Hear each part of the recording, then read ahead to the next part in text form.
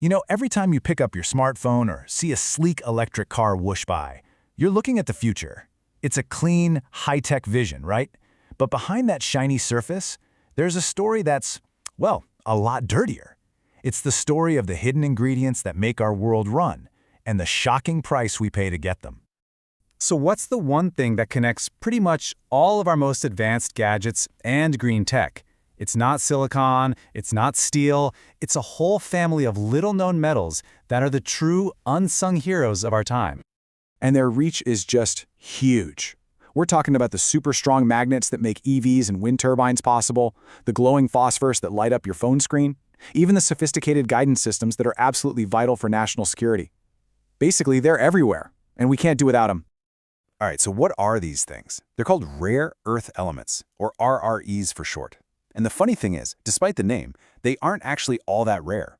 But what makes them special, what makes them totally irreplaceable, are their unique superpowers, like incredible magnetic strength and the ability to handle intense heat. They really are the secret sauce in all our tech. But here's the kicker, the giant paradox at the heart of our so-called clean energy revolution. For every single ton of these crucial elements we get out of the ground, we can create up to 2,000 tons of toxic waste. Just think about that for a second. The very foundation of our green future is built on one of the filthiest industrial processes in the world. So what does that cost actually look like on the ground? Well, this is where the story gets really complicated, and we start to see the staggering environmental price tag that we're only now beginning to fully understand. And when you break down the damage, you see it's not just one problem. I mean, look at this. We're talking high or very high severity pretty much everywhere you look, from wiping out habitats to generating an insane amount of toxic waste. This isn't a small side effect. It's a full-blown crisis with devastating impacts across the board. Let's just zoom in on water for a second because it's one of the biggest victims here. See, to get the rare earths out of the rock, you have to use these super powerful assets. And all those chemicals, plus a bunch of heavy metals like lead and even uranium, don't just disappear. They seep into rivers and groundwater, poisoning the water for whole communities. And believe it or not, it gets even worse. A lot of these rare earth deposits are naturally mixed with radioactive stuff, like thorium. The mining process doesn't just dig it up, it actually concentrates it, turning it into this toxic, radioactive sludge. This waste stays dangerous for decades, creating huge health risks for miners and anyone living nearby. And you might think, oh, that's just a few bad mines, right? Nope. The data shows this is a widespread problem.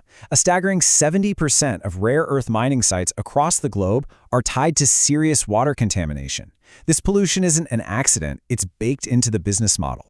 So yeah, when you see the raw materials, you see the potential. But it's a powerful reminder that these building blocks of our modern world don't just appear out of thin air. They have to be torn from the earth, and that process leaves deep, lasting scars on the planet and on the people who call that land home.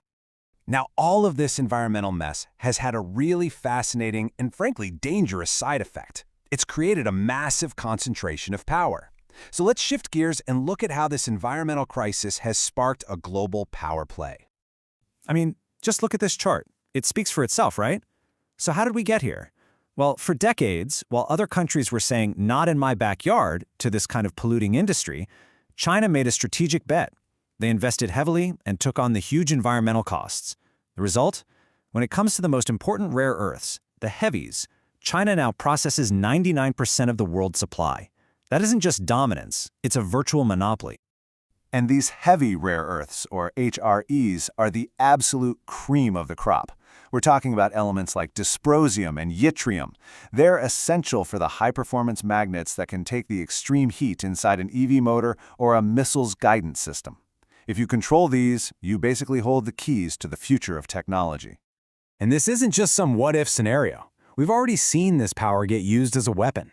Just last year, things got tense. In April, China put some export controls in place.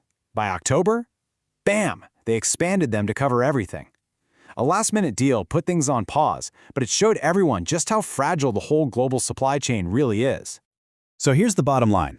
When one single nation has a chokehold on materials this vital, it gives them incredible leverage. They have the power to literally turn off the tap for the world's economy and defense industries.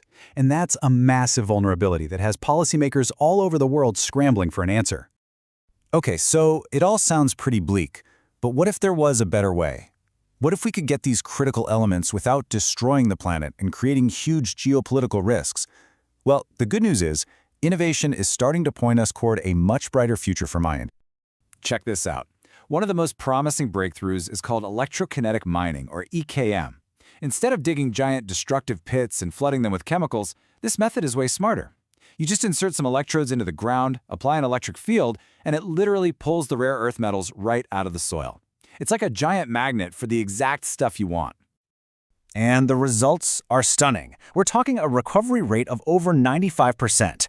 Think about that. Traditional mining often leaves a ton of valuable material behind, which just creates more waste for less reward. This is a massive leap forward in just being efficient. But here's the real game changer. This process cuts the need for those nasty chemical leaching agents by 80%. 80! That's a direct shot at solving the massive water contamination and toxic waste problems we talked about earlier. And if you thought that was cool, get this: biomining. I know it sounds like something out of science fiction, but it is 100% real. Scientists are engineering tiny proteins that are designed to hunt for and grab onto only specific rare earth elements. It's like having microscopic mining robots doing all the dirty work for you, but cleanly.